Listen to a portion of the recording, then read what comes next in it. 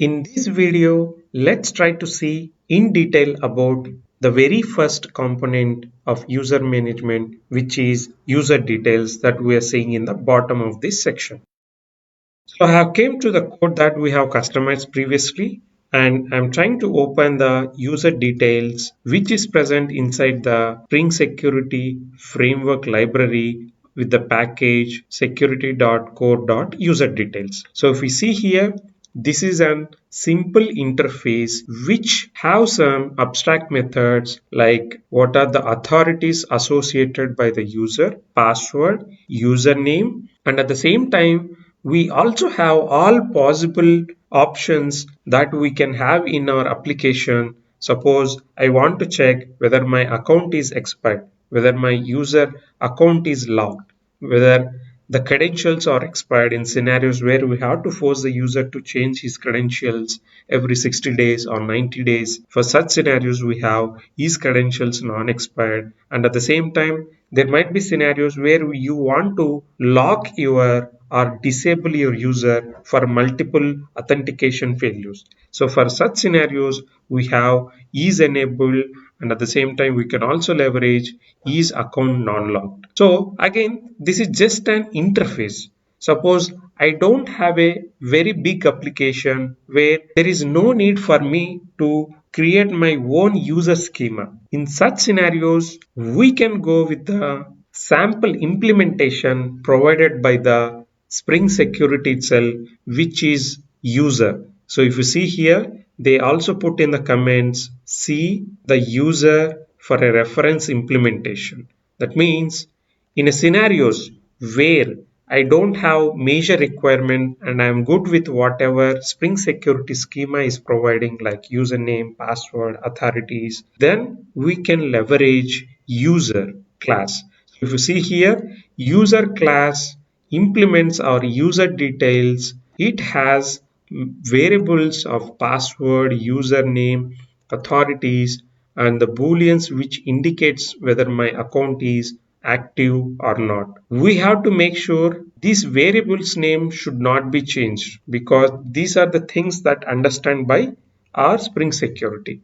That's why whenever we create your own custom class implementing user details, make sure you are adhering to the same naming conventions and name variables. So once we have these declarations, we have a constructor where someone want to create a new user by passing the username, password, and authorities. Post that, we have another constructor inside the same user class. The difference between this constructor and the upper constructor is we pass all the boolean details also in this constructor, whereas in the upper constructor we just pass mandatory details like username, password, and authorities, and by default Spring Security will set all other boolean values to true. That means is my account non-expired? True means that is not expired. The same way is my account non-locked? That means when its value is true, which indicates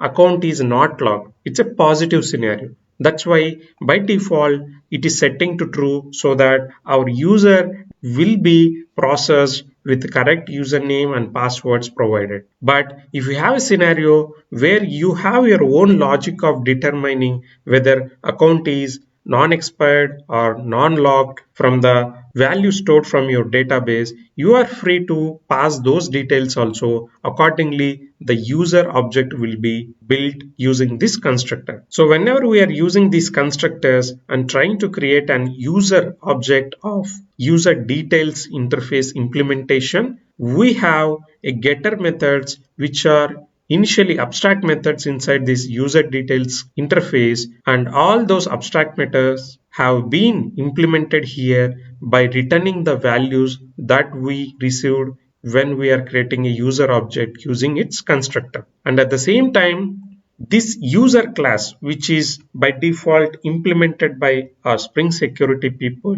have an builder class also, user builder class. So we have an user builder inner class inside this user The purpose of this is if you want to create users, we will leverage this user builder class like we have discussed in the previous videos. If you go and see here that we have implemented first, my application is very simple application and I don't want to define my own implementation of user detail.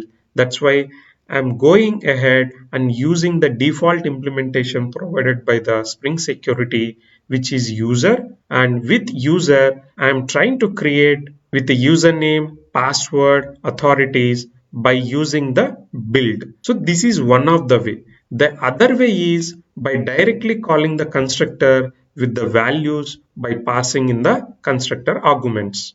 So there are two ways, but here we have implemented one way. So right now we understand completely about user details, interface and the default implementation of it, which is user. So it's very simple. If you are good with the default schema provided by the user details interface inside Spring Security, you are free to use the user class implementation. Otherwise, if you want to have your own blueprint or schema for your application, then the customization has to be done by implementing this user details interface. So with this, I'm assuming it is hoping to you about the user details interface, which carries the blueprint and schema of our user inside any application. Thank you. In next video, we will see about user details service interface, which is the very next important component after user details. Thank you. Bye.